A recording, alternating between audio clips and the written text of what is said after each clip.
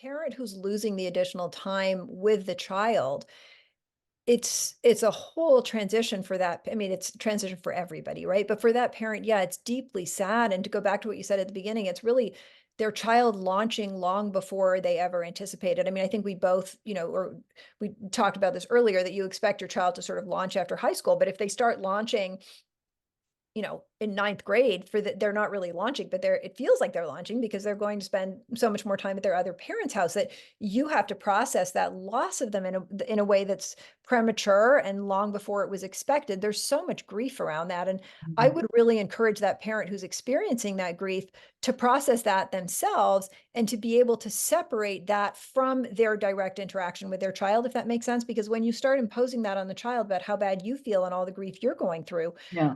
I think it creates this bind for the child where they then can't fully individuate, because they then feel so responsible for the grief that this is imposing on you. So if there's a way for that parent who's experiencing the grief to process that themselves in their own work, and then put their energy into sort of reframing their child's desire to be at the other house by looking at exactly what you said. How are the ways that I can build my relationship with this child without them living 50% of the time under my roof? And there are so many creative ways to do that, exactly as you said, whether it's morning coffees, whether it's vacations, whether it's dinners, whether it is, spending weekends. There's all kinds of ways that you can actually really build a wonderful relationship with your child, even if they physically are living most of the time with the other parent. I think it's important for the parent with whom the child is not living, to really understand that that doesn't mean it's the end of their relationship with their teen. It's not at all.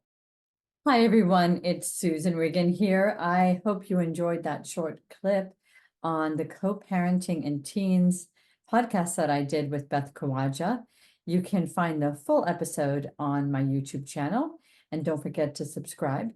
Beth and I are also going to be working again and offering a free webinar. You can sign up on the link below, and that's on April 3rd. If you're not able to make it, sign up anyways and get the recording. And we're following that up with a 4-week workshop. We hope that you're getting a lot out of the information that we're sharing with you. So please listen for more.